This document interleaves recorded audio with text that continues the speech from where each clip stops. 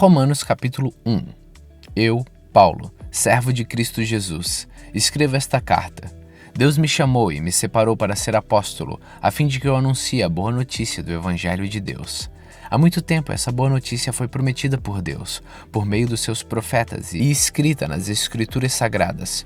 Ela fala a respeito do Filho de Deus, o nosso Senhor Jesus Cristo, o qual, como ser humano, foi descendente do rei Davi, e quanto à sua santidade divina, a sua ressurreição provou com grande poder que ele é o Filho de Deus.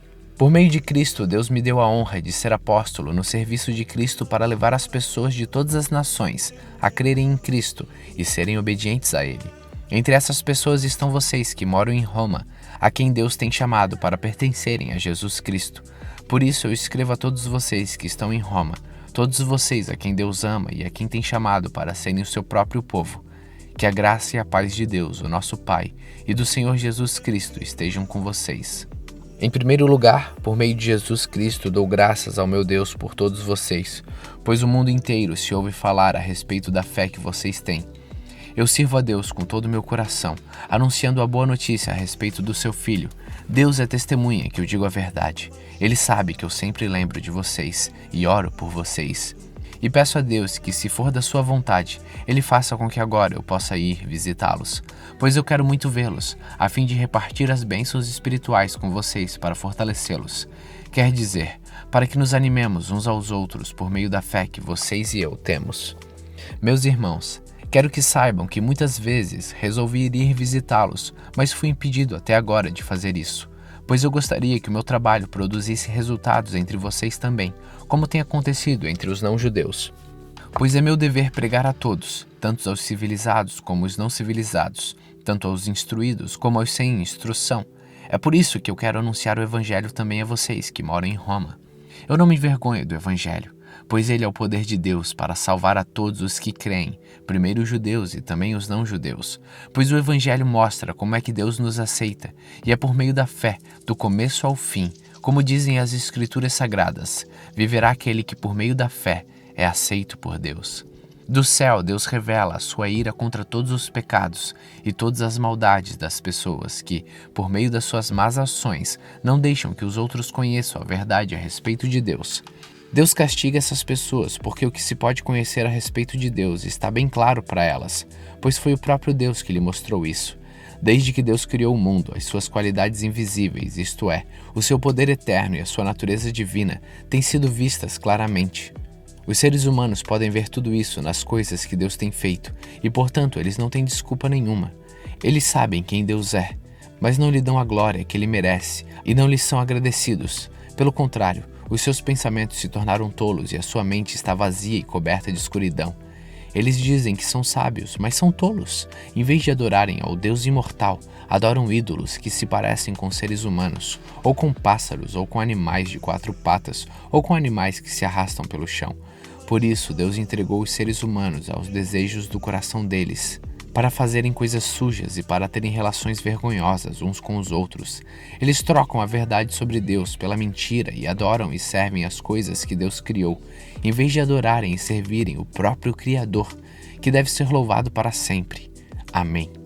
Por causa das coisas que essas pessoas fazem, Deus os entregou às paixões vergonhosas, pois até as mulheres trocaram as relações naturais pelas que são contra a natureza. E também os homens deixam as relações naturais com as mulheres e se queimam de paixão um pelos outros. Homens têm relações vergonhosas uns com os outros e por isso recebem em si mesmo o castigo que merecem por causa dos seus erros. E como não querem saber do verdadeiro conhecimento a respeito de Deus, Ele entregou os seres humanos aos seus maus pensamentos, de modo que eles fazem o que não devem. Estão cheios de todo tipo de perversidade, maldade, ganância, vícios, ciúmes, crimes de morte, brigas, mentiras e malícia. Caluniam e falam mal uns dos outros, têm ódio de Deus e são atrevidos e orgulhosos e vaidosos. Inventam maneiras de fazer o mal, desobedecem aos pais, são imorais, não cumprem a palavra, não têm amor por ninguém, não têm pena dos outros. Eles sabem que o mandamento de Deus diz que aqueles que fazem essas coisas merecem a morte, mas mesmo assim continuam a fazê-las, e pior ainda, aprovam os que fazem as mesmas coisas que eles fazem. Romanos capítulo 2. Meu amigo, não importa quem você seja, Você não tem desculpa quando julga os outros, pois quando você os julga, mas faz as mesmas coisas que eles fazem, você está condenando a você mesmo. Nós sabemos que Deus é justo quando condena os que fazem essas coisas. Mas você que faz as mesmas coisas que condena nos outros, será que você pensa que escapará do julgamento de Deus? Ou será que você despreza a grande bondade, a tolerância e a paciência de Deus? Você sabe muito bem que Ele é bom e que quer fazer com que você mude de vida, mas o seu coração é duro e teimoso, pois você está aumentando ainda mais o castigo que vai sofrer no dia em que forem revelados a ira e o julgamento justo de Deus, pois Ele recompensará cada um de acordo com o que fez.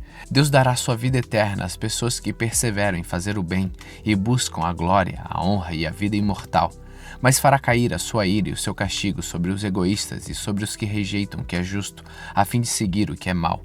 Haverá sofrimentos e aflições para todos os que fazem o mal, primeiro para os judeus e também para os não-judeus. Mas Deus dará glória e honra e paz a todos os que fazem o bem, primeiro aos judeus e também aos não-judeus, pois Ele trata todos com igualdade.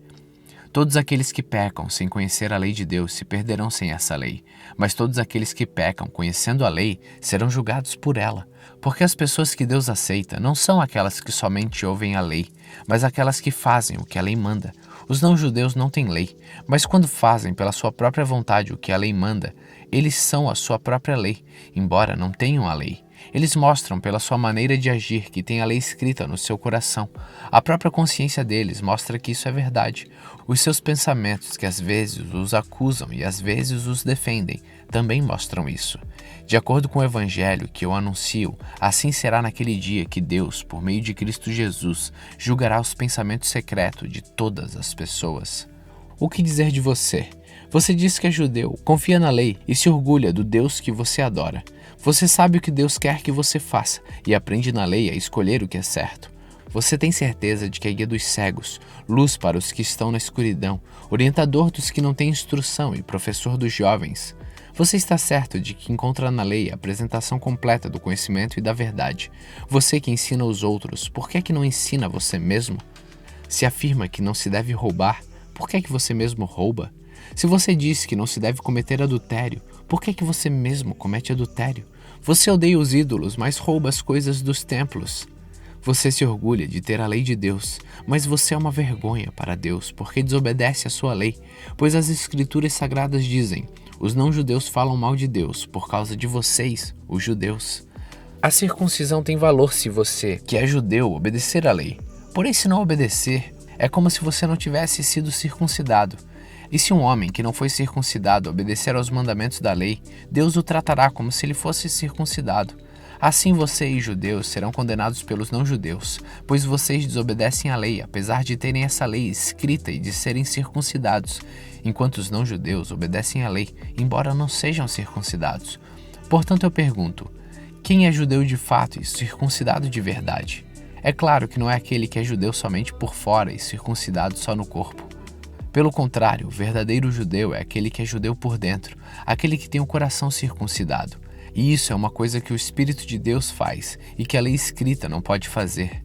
E o louvor que essa pessoa recebe não vem de seres humanos, mas vem de Deus.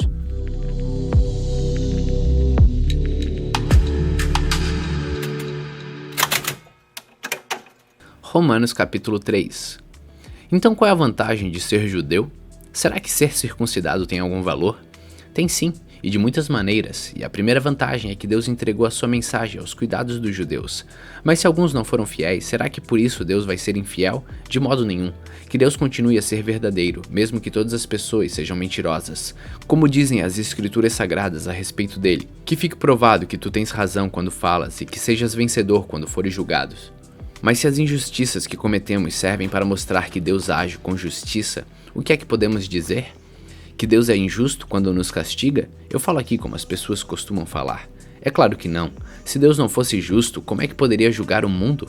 Mas digamos que a minha mentira faz com que a verdade de Deus fique mais clara, aumentando assim a glória dele. Nesse caso, por que é que devo ainda ser condenado como pecador? Então por que não dizer: façamos o mal para que desse mal venha o bem? Na verdade, alguns têm me caluniado dizendo que eu afirmo isso, porém eles serão condenados como merecem. Então, será que nós, os judeus, estamos em melhor situação do que os não-judeus? De modo nenhum. Já mostrei que todos, judeus e não judeus, estão debaixo do poder do pecado. Como dizem as Escrituras Sagradas, não há uma só pessoa que faça o que é certo. Não há ninguém que tenha juízo. Não há ninguém que adore a Deus. Todos se desviaram do caminho certo. Todos se perderam. Não há mais ninguém que faça o bem. Não há ninguém mesmo. Todos mentem e enganam sem parar. Da língua deles saem mentiras perversas e dos seus lábios saem palavras de morte, como se fossem veneno de cobra. A boca deles está cheia de terríveis maldições. Eles se apressam para matar. Por onde passam deixam a destruição e a desgraça. Não conhecem o caminho da paz e não aprenderam a temer a Deus. Nós sabemos que tudo o que a lei diz é dito para os que vivem debaixo da lei. Isso a fim de que todos parem de se justificar e a fim de que todas as pessoas do mundo fiquem debaixo do julgamento de Deus. Pois ninguém é aceito por Deus por fazer o que a lei manda, porque a lei faz com que as pessoas saibam que são pecadoras. Mas agora Deus já mostrou que o meio pelo qual ele aceita as pessoas não tem nada a ver com a lei. A lei de Moisés e os profetas dão testemunhos do seguinte: Deus aceita as pessoas por meio da fé que elas têm em Jesus Cristo. É assim que ele trata todos os que creem, pois não existe nenhuma diferença entre as pessoas. Todos pecaram e estão afastados da presença gloriosa de Deus. Mas pela sua graça e sem exigir nada, Deus aceita todos por meio de Cristo Jesus, que os salva. Deus ofereceu Cristo como sacrifício para que pela sua morte na cruz, Cristo se tornasse o meio de as pessoas receberem o perdão dos seus pecados. Pela fé nele, Deus quis mostrar com isso que ele é justo. No passado, ele foi paciente e não castigou as pessoas por causa dos seus pecados. Mas agora, pelo sacrifício de Cristo, Deus mostra que é justo. Assim, ele é justo e aceita os que creem em Jesus. Será que temos motivo para ficarmos orgulhosos? De modo nenhum. E por que não?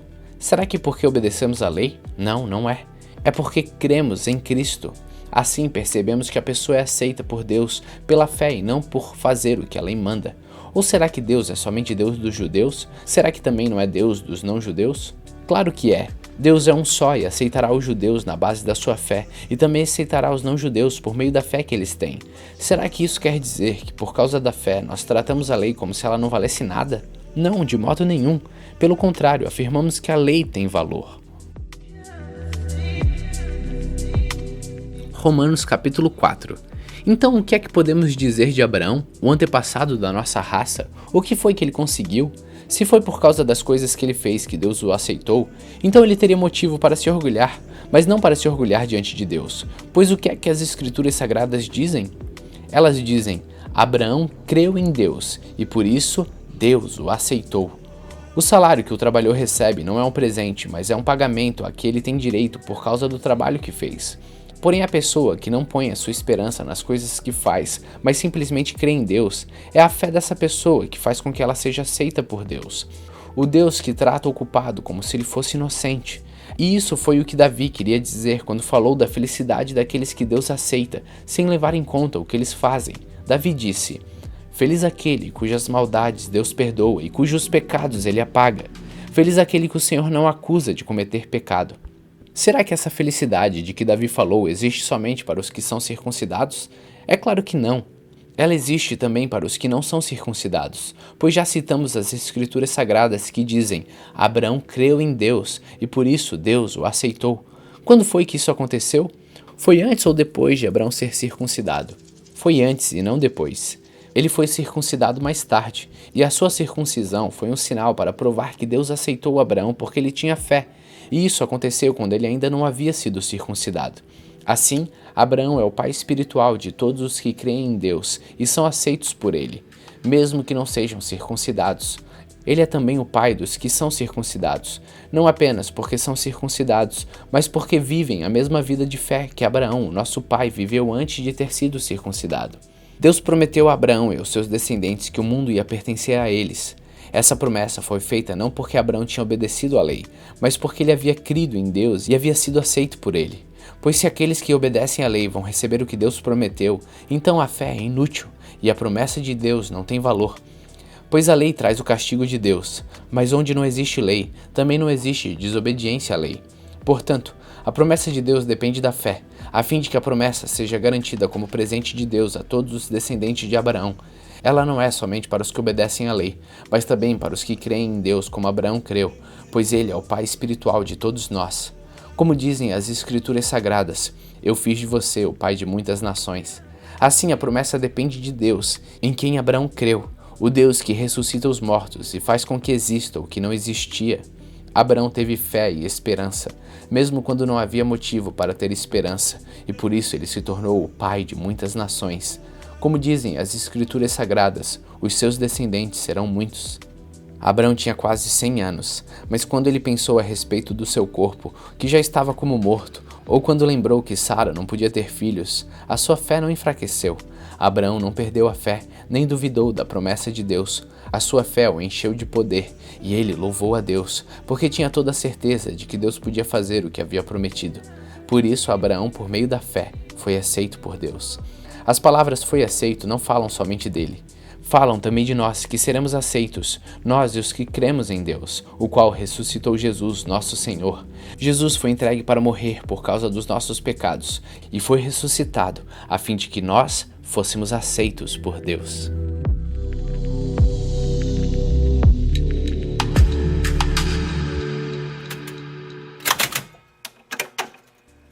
Romanos capítulo 5.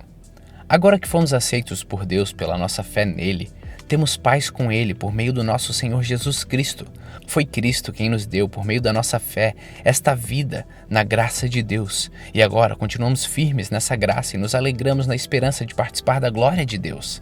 E também nos alegramos nos sofrimentos, pois sabemos que os sofrimentos produzem a paciência traz a aprovação de Deus, e essa aprovação cria a esperança. Essa esperança não nos deixa decepcionados, pois Deus derramou seu amor no nosso coração por meio do Espírito Santo que Ele nos deu. De fato, quando não tínhamos força espiritual, Cristo morreu pelos maus no tempo escolhido por Deus. Dificilmente alguém aceitaria morrer por uma pessoa que obedece às leis. Pode ser que alguém tenha coragem para morrer por uma pessoa boa, mas Deus nos mostrou o quanto nos ama.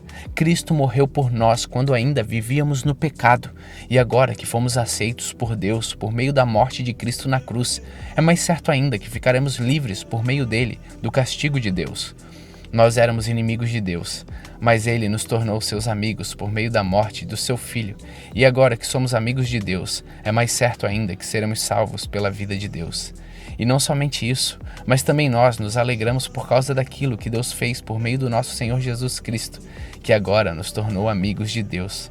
O pecado entrou no mundo por meio de um só homem. O seu pecado trouxe consigo a morte. Como resultado, a morte se espalhou por toda a raça humana, porque todos pecaram.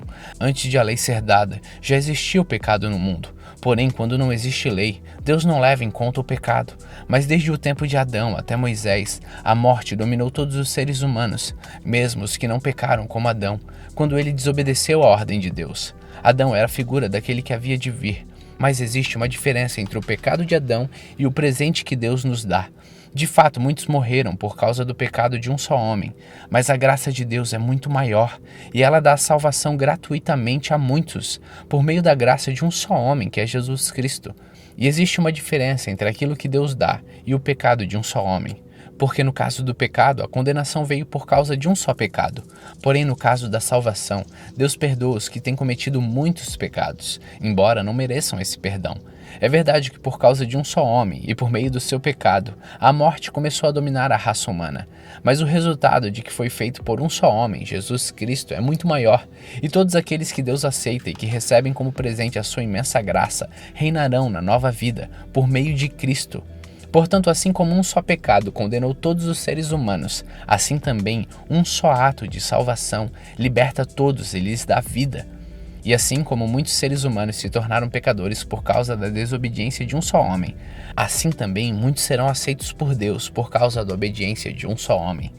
A lei veio para aumentar o mal, mas onde aumentou o pecado, a graça de Deus aumentou muito mais ainda.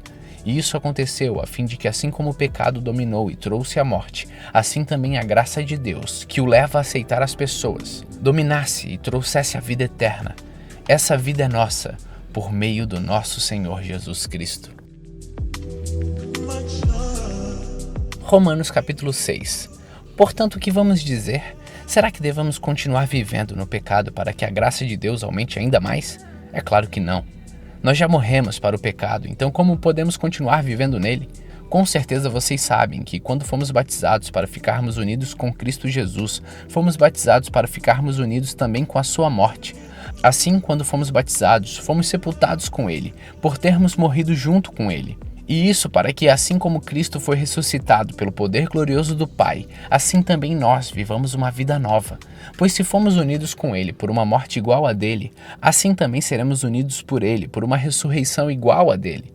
Pois sabemos que a nossa velha natureza pecadora já foi morta com Cristo na cruz, a fim de que o nosso eu pecador fosse morto, e assim não sejamos mais escravos do pecado. Pois quem morre fica livre do poder do pecado. Se já morremos com Cristo, cremos também que viveremos com Ele.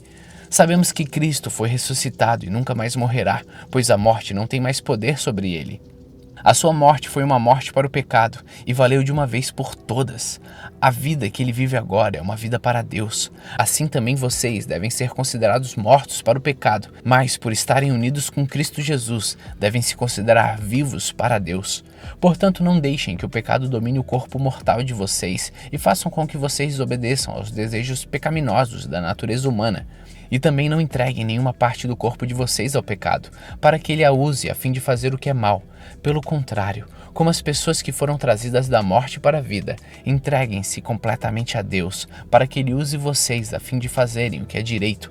O pecado não dominará vocês, pois vocês não são mais controlados pela lei, mas pela graça de Deus. O que é que isso quer dizer?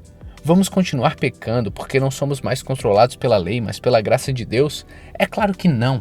Pois vocês sabem muito bem que, quando se entregaram a alguma pessoa para serem escravos dela, são de fato escravos dessa pessoa a quem vocês obedecem. Assim sendo, vocês podem obedecer ao pecado que produz a morte ou podem obedecer a Deus e ser aceito por ele. Mas damos graças a Deus porque vocês, que antes eram escravos do pecado, agora já obedecem de todo o coração às verdades que estão nos ensinamentos que receberam. Vocês foram libertos do pecado e se tornaram escravos de Deus para fazer o que é direito. Falo com palavras bem simples porque vocês ainda são fracos. No passado, vocês se entregaram inteiramente como escravos da imoralidade e da maldade para servir o mal. Entreguem-se agora inteiramente como escravos daquilo que é direito para viver uma vida dedicada a Deus. Quando eram escravos do pecado, vocês não faziam o que é direito. Porém, o que é que vocês receberam de bom quando faziam aquelas coisas que agora têm vergonha? Pois o resultado de tudo aquilo é a morte. Mas agora vocês foram libertados do pecado e são escravos de Deus. Com isso, vocês ganham uma vida completamente dedicada a Ele. E o resultado é que vocês terão a vida eterna, pois o salário do pecado é a morte. Mas o presente gratuito de Deus é a vida eterna que temos em união com Cristo Jesus, o nosso Senhor.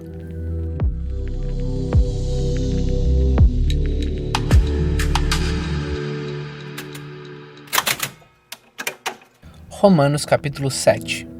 Meus irmãos, vocês todos podem compreender muito bem o que eu vou dizer.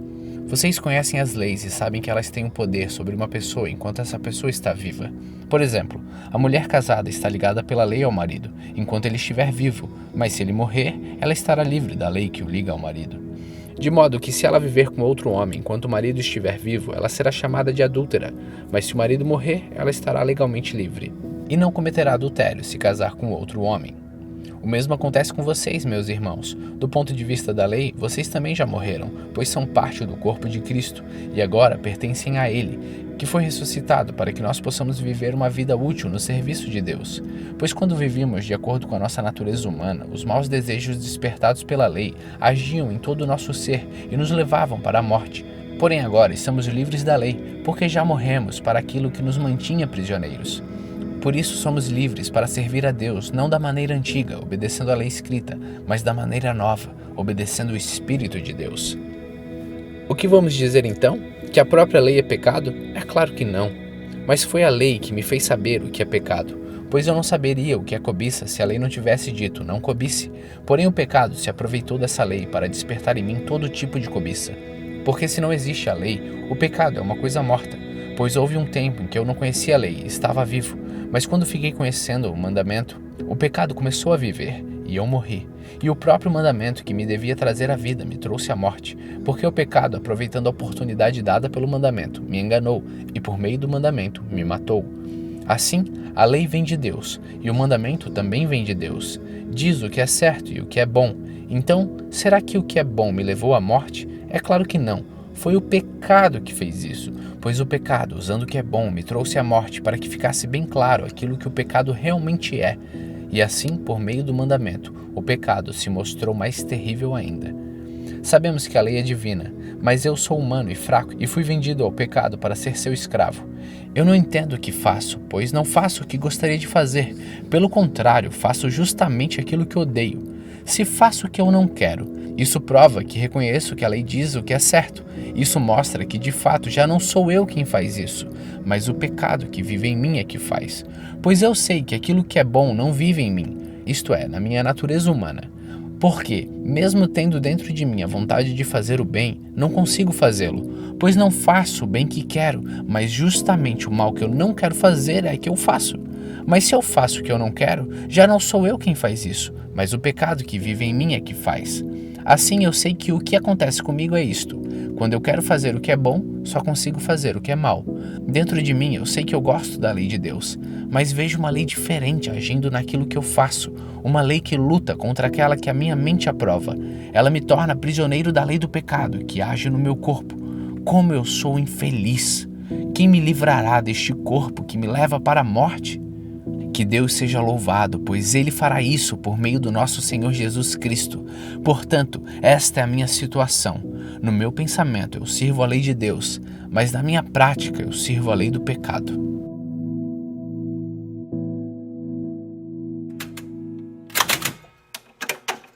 Romanos capítulo 8. Agora já não existe nenhuma condenação para as pessoas que estão unidas com Cristo Jesus, pois a lei do Espírito de Deus, que nos trouxe a vida para estarmos unidos com Cristo Jesus, livrou você da lei do pecado e da morte. Deus fez o que a lei não pode fazer, porque a natureza humana era fraca.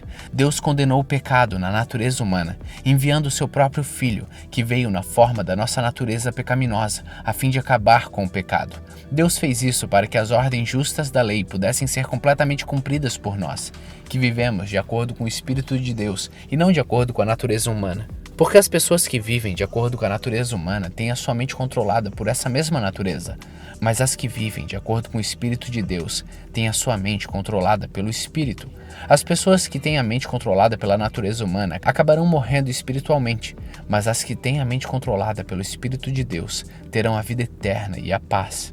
Por isso, as pessoas que têm a mente controlada pela natureza humana se tornam inimigas de Deus, pois não obedecem à lei de Deus e, de fato, não podem obedecer a ela. As pessoas que vivem de acordo com a sua natureza humana não podem agradar a Deus.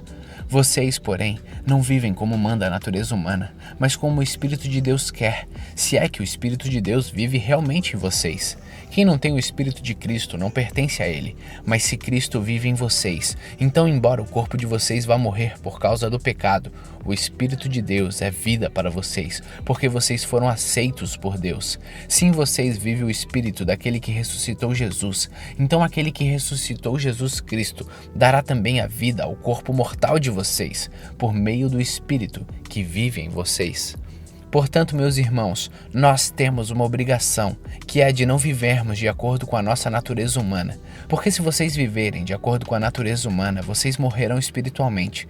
Mas se pelo Espírito de Deus vocês matarem as suas ações pecaminosas, vocês viverão espiritualmente. Pois aqueles que são guiados pelo Espírito de Deus são filhos de Deus. Porque o Espírito que vocês receberam de Deus não torna vocês escravos e não faz com que tenham medo. Pelo contrário, o Espírito torna vocês filhos de Deus e pelo poder do Espírito dizemos com fervor a Deus: Pai, meu Pai. O Espírito de Deus se une com o nosso espírito para afirmar que somos filhos de Deus. Nós somos seus filhos e por isso receberemos as bênçãos que Ele guarda para o seu povo e também receberemos com Cristo aquilo que Deus tem guardado para Ele, porque se tomamos parte nos sofrimentos de Cristo, também tomaremos parte na sua glória. Eu penso que o que sofremos durante a nossa vida não pode ser comparado de modo nenhum com a glória que nos será revelada no futuro. O universo todo espera com muita paciência o momento em que Deus vai revelar o que os seus filhos realmente são, pois o universo se tornou inútil, não pela sua própria vontade, mas porque Deus quis que fosse assim. Porém, existe uma esperança. Um dia o próprio universo ficará livre do poder destruidor que o mantém escravo e tomará parte na gloriosa liberdade dos filhos de Deus. Pois sabemos que até agora o universo todo geme e sofre como uma mulher que está em trabalho de parto. E não somente o universo, mas nós, que temos o Espírito Santo como o primeiro presente que recebemos de Deus, nós também gememos dentro de nós mesmos enquanto esperamos que Deus faça com que sejamos seus filhos e nos liberte completamente. Pois foi por meio da esperança que fomos salvos. Mas se já estamos vendo aquilo que esperamos, então isso não é mais uma esperança, pois quem é que fica esperando por alguma coisa que já está vendo?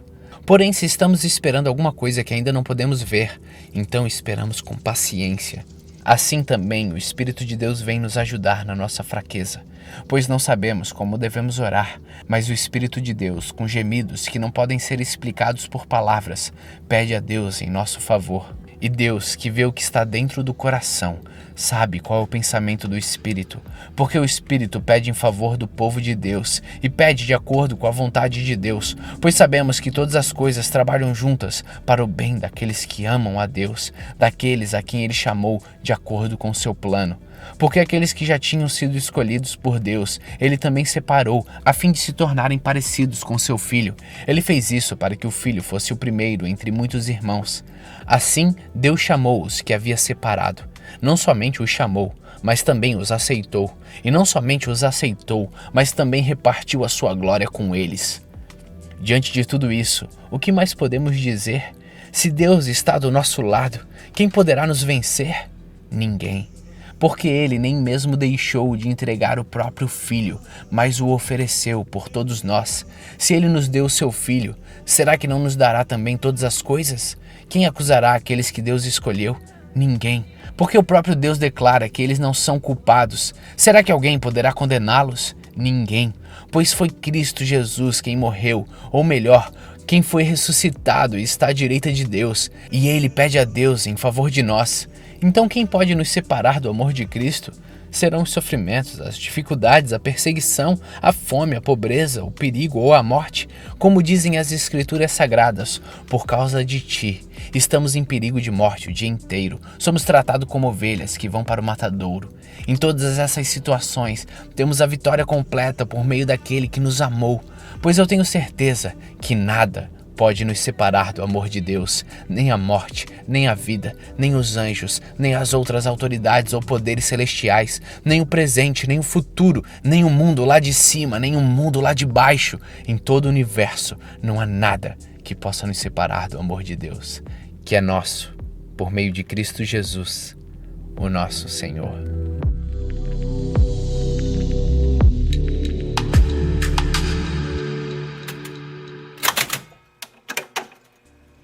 Romanos capítulo 9. O que eu digo é verdade. Sou de Cristo e não minto, pois a minha consciência, que é controlada pelo Espírito Santo, também afirma que não estou mentindo. Sinto uma grande tristeza e uma dor sem fim no coração, por causa do meu povo, que é minha raça e meu sangue. Para o bem desse povo, eu mesmo poderia desejar receber a maldição de Deus e ficar separado de Cristo.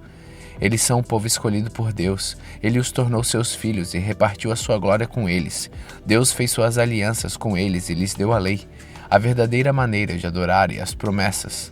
Eles são descendentes dos patriarcas e, como ser humano, Cristo pertence à raça deles. Que Cristo, que é Deus, que governa a todos, seja louvado para sempre. Amém. Eu não estou dizendo que a promessa de Deus tenha falhado. De fato, nem todos os israelitas fazem parte do povo de Deus. Nem todos os descendentes de Abraão são filhos de Deus. Pois Deus disse a Abraão, por meio de Isaque, que você terá os descendentes que eu lhe prometi. Isso quer dizer que os que são considerados como os verdadeiros descendentes de Abraão são aqueles que nasceram como resultado da promessa de Deus, e não os que nasceram de modo natural. Pois quando fez a promessa, Deus disse a Abraão o seguinte: no tempo certo, eu voltarei, e Sara, sua mulher, terá um filho. E mais ainda, os 2 filhos de Rebeca tinham o mesmo pai, o nosso antepassado Isaque. Mas para que a escolha de um deles fosse completamente de acordo com o plano de Deus, o próprio Deus disse a Rebeca: o mais velho será dominado pelo mais novo. Disse isso antes de que eles nascerem e antes de fazerem qualquer coisa, boa ou má. Assim ficou confirmado que é de acordo com o seu plano que Deus escolhe aquele que Ele quer chamar, sem levar em conta o que eles tenham feito. Como dizem as Escrituras Sagradas, eu escolhi Jacó, mas rejeitei Esaú. O que vamos dizer então? Que Deus é injusto? De modo nenhum. Pois ele disse a Moisés: terei misericórdia de quem eu quiser e terei pena de quem eu desejar. Portanto, tudo isso depende não dos que as pessoas querem ou fazem, mas somente da misericórdia de Deus. Porque, como está escrito nas Escrituras Sagradas, Deus disse a Faraó: foi para isto mesmo que eu pus você como rei, para mostrar o meu poder e fazer com que o meu nome seja conhecido no mundo inteiro. Portanto, Deus tem misericórdia de quem Ele quer e endurece o coração de quem Ele quer. Alguns de vocês vão me dizer: se é assim, como é que Deus pode encontrar culpa nas pessoas? Quem pode ir contra a vontade de Deus? Mas quem é você, meu amigo, para discutir com Deus? Será que um pote de barro pode perguntar a quem o fez: por que você me fez assim? Pois um homem que faz o pote tem o direito de usar o barro como quer. Do mesmo barro, ele pode fazer 2 potes, um pote para uso especial e outro para uso comum. E foi isso que Deus fez. Ele quis mostrar a sua ira e tornar bem conhecido o seu poder. Assim suportou com muita paciência os que mereciam castigo, que iam ser destruídos. Ele quis também mostrar como é grande a sua glória, que ele derramou sobre nós, que somos aqueles de quem ele teve pena, e a quem ele já havia preparado para receberem a sua glória. Pois nós somos aqueles que Deus chamou, não somente os que são judeus, mas também os não-judeus. Isso é o que ele diz no livro de Oséias: aqueles que não eram meu povo, eu chamarei de meu povo. A nação que eu não amava, chamarei de minha amada. E no mesmo lugar onde foi dito: vocês não são meu povo, ali eles serão chamados de os filhos do Deus vivo. E Isaías disse a respeito de Israel: mesmo que o povo de Israel seja tão numeroso como os grãos da areia da praia do mar, somente alguns deles serão salvos, pois o Senhor julgará logo, e de uma vez, o mundo inteiro. Como o próprio Isaías tinha dito antes: se o Senhor Todo-Poderoso não nos tivesse deixado alguns descendentes, seríamos agora como a cidade de Sodoma, estaríamos destruídos como Gomorra. O que vamos dizer então? Vamos dizer isto: os não-judeus que não procuravam ser aceitos por Deus foram aceitos por meio da fé. Porém, o povo de Israel, que procurava uma lei para ser aceito por Deus, não encontrou o que estava procurando. E por que não? Porque eles procuravam alcançar isso por meio das suas ações e não por meio da fé. Eles tropeçaram na pedra de tropeço, como dizem as Escrituras Sagradas. Vejam, estou colocando em Sião uma pedra que eles vão tropeçar, a rocha que vai fazê-los cair, mas quem crer nela não ficará desiludido. Romanos capítulo 10. Meus irmãos, desejo de todo o coração que o meu próprio povo seja salvo, e peço a Deus em favor deles, porque sou testemunha de que eles são muito dedicados a Deus. Mas a dedicação deles não está baseada no verdadeiro conhecimento, pois eles não conhecem a maneira como Deus aceita as pessoas, e assim têm procurado conseguir isso com a sua própria maneira. Eles rejeitaram o modo de Deus aceitar as pessoas, porque com Cristo a lei chegou ao fim, e assim os que creem é que são aceitos por Deus. Pois o que Moisés escreveu a respeito de as pessoas serem aceitas por Deus pela obediência à lei foi isto: viverá aquele que fizer o que a lei manda. Porém, quanto a ser aceito por Deus por meio da fé, Moisés diz o seguinte: não fiquem pensando assim: quem vai subir até o céu? Isto é, para trazer Cristo do céu. Nem perguntem: quem descerá ao mundo lá de baixo? Isto é, para fazer com que Cristo suba do mundo dos mortos. O que Moisés diz é isto: a mensagem de Deus está perto de você, nos seus lábios e no seu coração. Isto é, a mensagem da fé que anunciamos. Se você disser com a sua boca: Jesus é o Senhor, e no seu coração crer que Deus ressuscitou Jesus, você será salvo. Porque nós cremos com o coração e somos aceitos por Deus, falamos com a boca e assim somos salvos. Porque as Escrituras Sagradas dizem: quem crer nele não ficará desiludido. Isso vale para todos, pois não existe nenhuma diferença entre judeus e não-judeus. Deus é o mesmo Senhor de todos e abençoa generosamente todos aqueles que pedem a sua ajuda. Como dizem as Escrituras Sagradas: todos os que pedirem a ajuda do Senhor serão salvos. Mas como é que as pessoas irão pedir se não creem nele? E como poderão crer se não ouvirem a mensagem? E como poderão ouvir se a mensagem não for anunciada? E como é que a mensagem será anunciada se não forem enviados mensageiros? E as Escrituras Sagradas dizem: como é bonito ver os mensageiros trazendo as boas notícias. Mas nem todos aceitam a boa notícia do Evangelho. Foi Isaías quem disse: Senhor, quem creu na nossa mensagem? Portanto, a fé vem pelo ouvir a mensagem, e a mensagem vem pelo meio da pregação a respeito de Cristo. Mas eu pergunto: será que eles não ouviram a mensagem? É claro que ouviram, como dizem as Escrituras. A voz deles se espalhou pelo mundo inteiro. As suas palavras alcançaram toda a terra. Eu pergunto ainda, será que o povo de Israel não soube disso? Moisés foi o primeiro a dar uma resposta. Ele disse, eu farei com que vocês fiquem com ciúmes de um povo que não é uma nação. Farei com que fiquem com raiva de uma nação de gente sem juízo. E Isaías foi mais corajoso ao anunciar o que Deus disse. Eu fui achado por aqueles que não me procuravam e apareci aos que não perguntavam por mim. Mas a respeito de Israel, Deus disse, o dia inteiro eu abri os braços pronto para receber um povo desobediente e rebelde.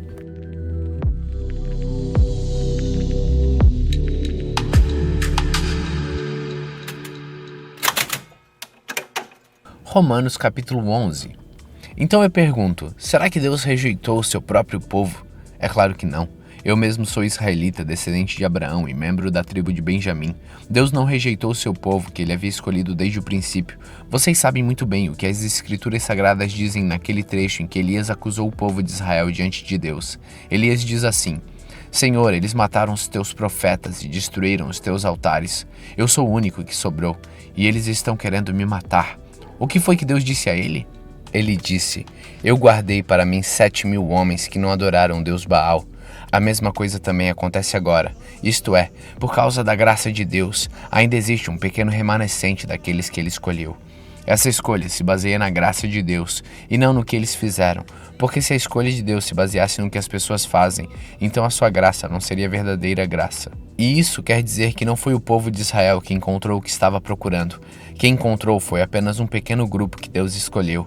Os outros não quiseram ouvir o chamado de Deus. Como dizem as Escrituras Sagradas, Deus endureceu o coração e a mente deles. Deu olhos que não podem ver e ouvidos que não podem ouvir até o dia de hoje.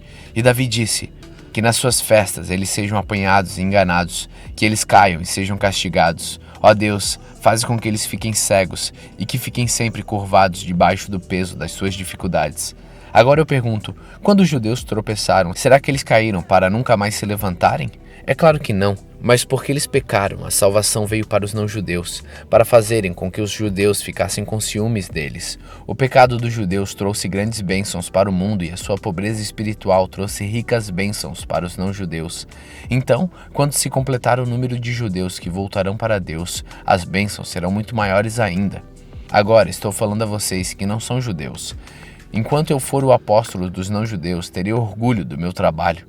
Talvez eu possa fazer com que os que são da minha própria raça fiquem com ciúmes, e assim seja possível salvar alguns deles. Porque quando os judeus foram rejeitados, o resto do mundo se tornou amigo de Deus. O que acontecerá então quando eles forem aceitos? Os que estiverem mortos receberão a vida. Pois se o primeiro pão assado depois da colheita é dedicado a Deus, isso quer dizer que todos os outros pães também são dedicados a Ele. E se as raízes de uma árvore são oferecidas a Deus, os galhos também são dele. Alguns galhos da oliveira cultivada foram quebrados, e um galho da oliveira brava foi enxertada nela. Pois vocês, os não-judeus, são como aquela oliveira brava, que agora tomam parte na força e na riqueza espiritual dos judeus. Portanto, vocês não devem desprezar os galhos que foram quebrados. Como é que vocês podem estar orgulhosos? Vocês são somente galhos. Não são vocês que sustentam a raiz é que sustenta vocês. Porém, vocês dirão, sim, mas os galhos foram quebrados a fim de darem lugar para nós. Isso é verdade, mas lembrem que eles foram quebrados porque não creram. No entanto, vocês continuam na oliveira porque creem. E não tenham orgulho disso, pelo contrário, tenham medo.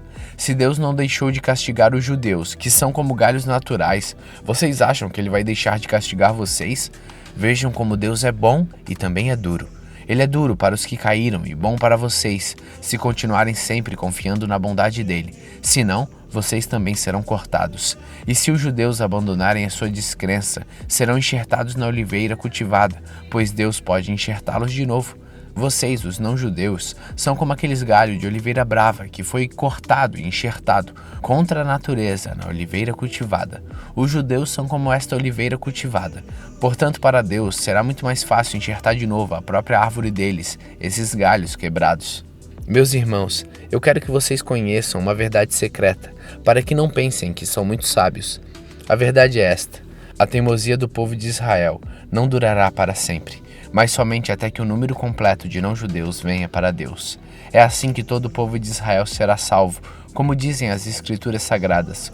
O Redentor virá de Sião e tirará toda a maldade dos descendentes de Jacó, e eu, o Senhor, farei esta aliança com eles, quando tirar os seus pecados.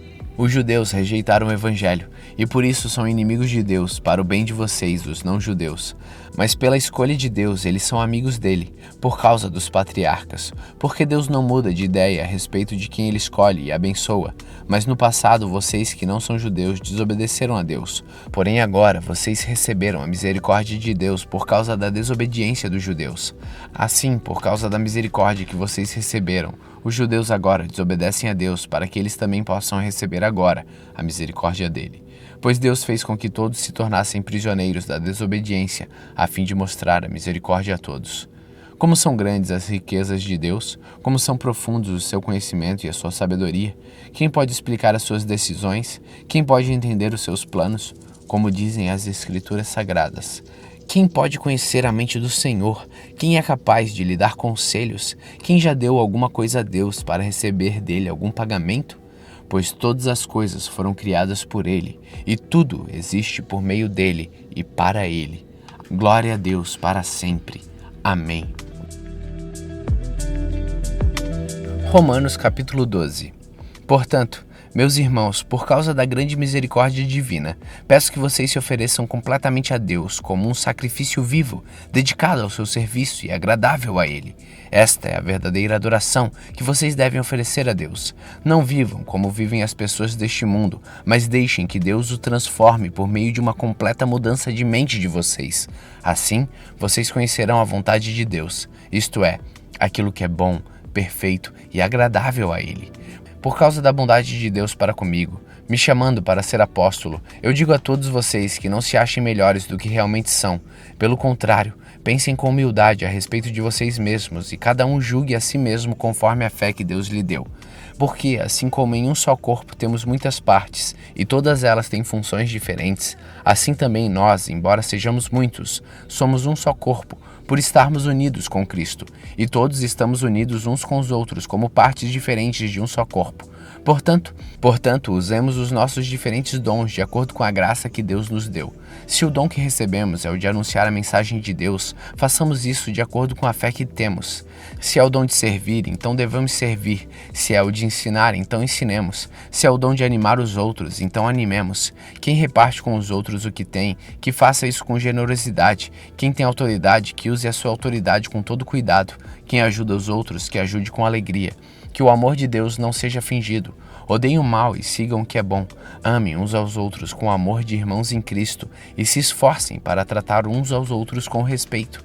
Trabalhem com entusiasmo e não sejam preguiçosos. Sirvam o Senhor com o seu coração cheio de fervor. Que a esperança que vocês têm os mantenha alegres. Aguentem com paciência os sofrimentos e orem sempre. Repartam com os irmãos necessitados o que vocês têm e recebam os estrangeiros nas suas casas. Peçam que Deus abençoe os que perseguem vocês. Sim, peçam que Ele abençoe e não que amaldiçoe. Alegrem-se com os que se alegram e chorem com os que choram. Tenham por todos o mesmo cuidado. Não sejam orgulhosos, mas aceitem os serviços humildes. Que nenhum de vocês fiquem pensando que é sábio. Não paguem ninguém o mal com o mal. Procurem agir de tal maneira que vocês recebam a aprovação dos outros. No que depender de vocês, façam todo o possível para viver em paz com todas as pessoas. Mas, queridos irmãos, nunca se vinguem de ninguém. Pelo contrário, deixem que seja Deus que dê o castigo, pois as Escrituras Sagradas dizem: Eu me vingarei, eu acertarei contas com eles, diz o Senhor.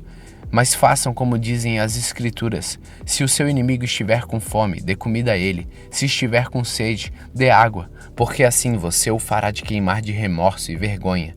Não deixem que o mal vença vocês, mas vençam o mal com o bem.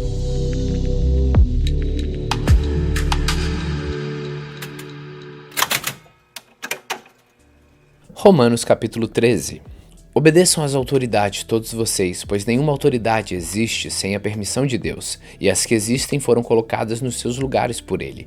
Assim, quem se revolta contra as autoridades está se revoltando contra o Deus que ordenou, e os que agem desse modo serão condenados. Somente os que fazem o mal devem ter medo dos governantes, e não os que fazem o bem.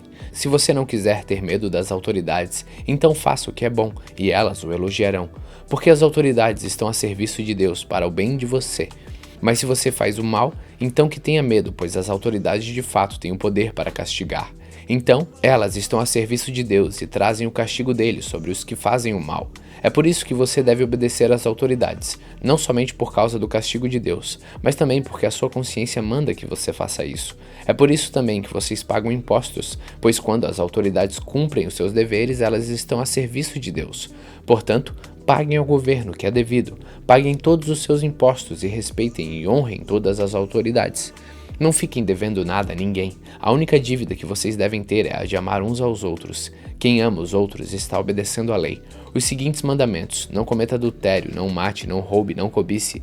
Esses e ainda outros mais são resumidos num mandamento só: ame os outros como você ama você mesmo. Quem ama os outros não faz mal a eles. Portanto, amar é obedecer toda a lei. Vocês precisam fazer todas essas coisas porque sabem em que tempo nós estamos vivendo. Chegou a hora de vocês acordarem, pois o momento de sermos salvos está mais perto agora do que quando começamos a crer. A noite está terminando e o dia vem chegando. Por isso, paremos de fazer o que pertence à escuridão e peguemos as armas espirituais para lutar na luz. Vivamos decentemente como pessoas que vivem na luz do dia. Nada de farras ou bebedeiras, nem imoralidade ou indecência, nem brigas ou ciúmes. Mas tenham as qualidades que o Senhor Jesus Cristo tem e não procurem satisfazer os maus desejos da natureza humana de vocês.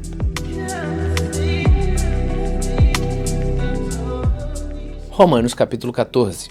Aceitem entre vocês quem é fraco na fé, sem criticar as opiniões dessa pessoa. Por exemplo, algumas pessoas creem que podem comer tudo, mas quem é fraco na fé come somente verduras e legumes. Quem come de tudo não deve desprezar quem não faz isso, e quem só come verduras e legumes não deve condenar quem come de tudo, pois Deus o aceitou.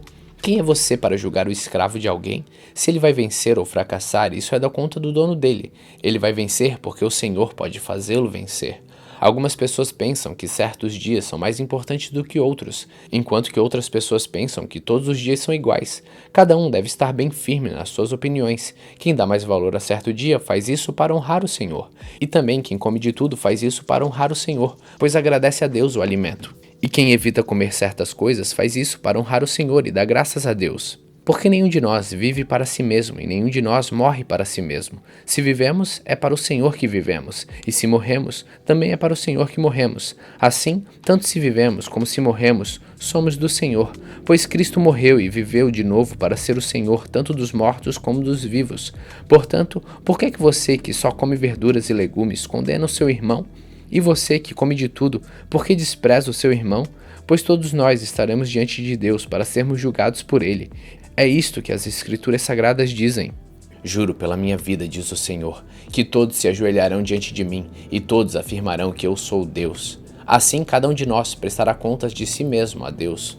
Por isso, paremos de criticar uns aos outros. Pelo contrário, cada um de vocês resolva não fazer nada que leve o seu irmão a tropeçar ou cair em pecado. Por estar unido com o Senhor Jesus, eu estou convencido de que nada é impuro em si mesmo. Mas se alguém pensa que alguma coisa é impura, então ela fica impura para ele. Se você faz com que um irmão fique triste por causa do que você come, então você não está agindo com amor. Não deixe que a pessoa por quem Cristo morreu se perca por causa da comida que você come. Não deem motivo para os outros falarem mal daquilo que vocês acham bom, pois o reino de Deus não é uma questão de comida ou bebida, mas de viver corretamente em paz, com a alegria que o Espírito Santo dá. E quem serve a Cristo dessa maneira agrada a Deus e é aprovado por todos. Por isso, procuremos sempre as coisas que trazem a paz e nos ajudam a fortalecer uns aos outros na fé. Por uma questão de comida, não destrua o que Deus fez. Todos os alimentos podem ser comidos, mas é errado comer alguma coisa quando isso faz com que outra pessoa caia em pecado. O que está certo é não comer carne, não beber vinho, nem fazer qualquer outra coisa que leve um irmão a cair em pecado. Mas guarde entre você mesmo e Deus o que você crê a respeito desse assunto. Feliz a pessoa que não é condenada pela consciência quando faz o que acha que deve fazer. Mas quem tem dúvidas a respeito do que come é condenado por Deus quando come, pois aquilo que ele faz não se baseia na fé, e o que não se baseia na fé é pecado.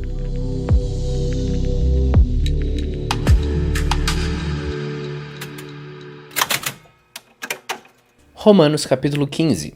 Nós que somos fortes na fé devemos ajudar os fracos a carregarem as suas cargas e não podemos agradar a nós mesmos. Pelo contrário, cada um de nós deve agradar o seu irmão, para o bem dele, a fim de que ele cresça na fé. Pois nem o próprio Cristo procurou agradar a si mesmo. Pelo contrário, como dizem as Escrituras Sagradas, as ofensas daqueles que te insultaram caíram sobre mim, porque tudo que está nas Escrituras foi escrito para nos ensinar, a fim de que tenhamos esperança por meio da paciência e da coragem que as Escrituras nos dão. Que Deus, que é quem dá paciência e coragem, ajude vocês a viverem bem uns com os outros, seguindo o exemplo de Cristo Jesus. E isso para que vocês, todos juntos, como se fossem uma só pessoa, louvem a Deus, o Pai do nosso Senhor Jesus Cristo. Portanto, aceitem uns aos outros para a glória de Deus, assim como Cristo aceitou vocês. Pois eu lhes digo que Cristo se tornou servo dos judeus, a fim de mostrar que Deus é fiel, para fazer com que se cumprissem as promessas feitas por Deus aos patriarcas, e para fazer com que os não-judeus louvassem a Deus pela sua bondade, como dizem as Escrituras Sagradas. Por isso eu te louvarei entre os que não são judeus, e cantarei louvores a ti. Elas dizem também: vocês não são judeus, alegrem-se com o povo escolhido de Deus. E dizem ainda: todos os que não são judeus louvem o Senhor, que todos os povos louvem. E também Isaías diz: virá um descendente do rei Davi, filho de Jessé. Ele aparecerá para governar os que não são judeus, e eles terão esperança nele. Quando Deus nos dá essa esperança, encha vocês de alegria e de paz, por meio da fé que vocês têm nele, a fim de que a esperança de vocês aumente pelo poder do Espírito Santo. Meus irmãos, estou certo de que vocês estão cheios de bondade, sabem tudo o que é preciso saber e são capazes de dar conselhos uns aos outros. Porém, nesta carta, me atrevi a escrever com toda franqueza para fazer com que vocês lembrem das coisas que já sabem. Eu escrevi assim por causa do privilégio que Deus me deu, de ser servo de Cristo Jesus para trabalhar em favor dos que não são judeus. Eu sirvo como sacerdote ao anunciar o evangelho que vem de Deus, e faço isso para que os não-judeus sejam uma oferta que Deus aceite, dedicada a Ele pelo Espírito Santo. Portanto, por estar unido com Cristo Jesus, posso mergulhar no serviço que faço para Deus. Eu me atreverei a falar somente do que Cristo tem feito por meio de mim, a fim de levar os não-judeus a obedecerem a Deus. E isto tem sido feito por meio de palavras e de ações, pelo poder de sinais e milagres e pelo poder do Espírito de Deus. Assim, viajando desde Jerusalém até a província da Líria, tenho anunciado de modo completo o Evangelho a respeito de Cristo, para não construir sobre alicerces colocado por outros. Tenho me esforçado sempre para anunciar o Evangelho nos lugares onde ainda não se falou de Cristo. Como dizem as Escrituras Sagradas, aqueles que nunca ouviram falar a respeito dele o verão, e os que não tinham ouvido falar sobre ele o entenderão. Por essa razão, muitas vezes eu quis visitá-los, mas isso não foi possível. Porém, já que terminei o meu trabalho nessas regiões e como há muitos anos tenho pensado em ver vocês, espero fazer isso agora. Gostaria de vê-los quando fizer a minha viagem para a Espanha. Gostaria também que vocês me ajudassem a ir até lá, depois de eu ter o prazer de estar com vocês por algum tempo. Mas agora vou para Jerusalém, a serviço do povo de Deus que vive ali, pois as igrejas das províncias da Macedônia e da Acaia resolveram dar uma oferta para ajudar as pessoas do povo de Deus em Jerusalém, que estão necessitadas. Os próprios cristãos da Macedônia e da Acaia resolveram fazer isto, mas de fato eles têm a obrigação de ajudar aqueles necessitados. Os judeus repartiram seus bens espirituais com os que não são judeus, e por isso os não-judeus devem prestar com os seus bens materiais esse serviço cristão aos judeus. Depois que eu terminar esse trabalho e que entregar toda a oferta que foi recolhida para eles, viajarei para a Espanha, e no caminho visitarei vocês. E sei que quando visitá-los levarei comigo muitas bênçãos de Cristo. Eu peço, irmãos, pelo nosso Senhor Jesus Cristo e pelo amor que o Espírito Santo dá, que me ajudem, orando em fervor por mim. Orem para que eu escape das pessoas da Judéia que não creem em Cristo, e também para que a ajuda que eu vou levar a Jerusalém seja bem aceita pelo povo de Deus que vive ali. E assim, se Deus quiser, chegarei em Roma, cheio de alegria, e lhes farei uma visita que me dará um novo ânimo. E que Deus, a nossa fonte de paz, esteja com todos vocês. Amém. Romanos capítulo 16. Eu recomendo a vocês a nossa irmã Febe, que é diaconisa da igreja de Cencreia. Recebam essa irmã em nome do Senhor, como deve fazer o povo de Deus. Deem a ela toda a ajuda que precisar, pois ela tem ajudado muita gente e a mim também. Mando saudações a Priscila e ao seu marido Áquila, meus companheiros no serviço de Cristo Jesus. Eles arriscaram a sua vida por mim. Sou muito agradecido a eles, e não somente eu, mas também todas as igrejas dos que não são judeus.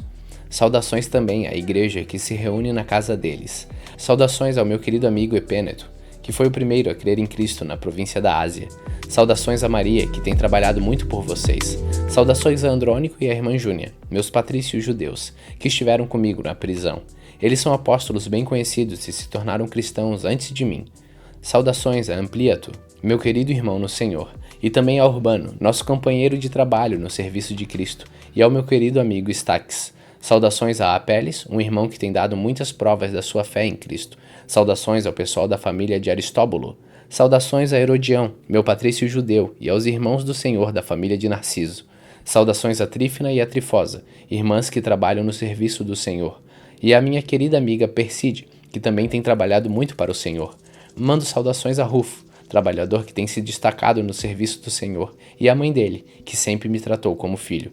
Saudações aos irmãos Alcítrico, Flegonte, Hermes, Pátrobas, Hermas e todos os irmãos que estão com eles. Saudações a Filógo e a Júlia, a Nereu e a sua irmã, aos irmãos Olimpas e a todas as pessoas do povo de Deus que estão com eles. Cumprimentem uns aos outros com um beijo de irmão. Todas as igrejas de Cristo mandam saudações a vocês. Meus irmãos, peço que tomem cuidado com as pessoas que provocam divisões, que atrapalham os outros na fé e que vão contra os ensinamentos que vocês receberam. Afastem-se dessas pessoas, pois os que fazem essas coisas não estão servindo a Cristo, nosso Senhor, mas a si mesmos. Por meio de conversa macia e com bajulações, eles enganam o coração das pessoas simples. Todos sabem que vocês têm sido fiéis ao Evangelho, e por isso eu me alegro por causa de vocês. Quero que sejam sábios a respeito do que é bom, e não tenho nada a ver com o que é mal. E Deus, nossa fonte de paz, logo esmagará Satanás debaixo dos pés de vocês. Que a graça do nosso Senhor Jesus esteja com vocês. Timóteo, meu companheiro de trabalho, manda saudações a vocês. Lúcio, Jasão e Sosípatro, meus patrícios judeus, também mandam saudações. Eu, Tércio, que escrevi esta carta que Paulo ditou para mim, mando saudações a vocês.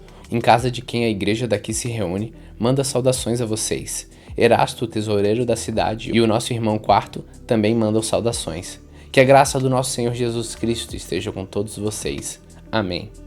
Louvemos a Deus, pois Ele pode conservar vocês firmes na fé, de acordo com o Evangelho que eu anuncio, isto é, a mensagem a respeito de Cristo, e de acordo também com a verdade secreta que nunca foi revelada no passado. Porém, essa verdade foi revelada agora, por meio daquilo que os profetas escreveram, e por ordem do Deus eterno, ela se tornou conhecida em todas as nações, para que todos creiam e obedeçam. Ao Deus único e sábio, seja dada glória para sempre, por meio de Cristo Jesus.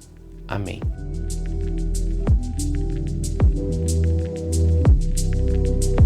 Hoje, terminamos a carta aos Romanos. Continue faminto, continue humilde.